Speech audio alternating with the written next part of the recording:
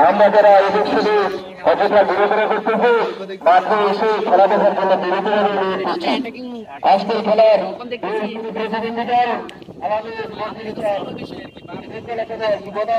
প্রতিনিধিদল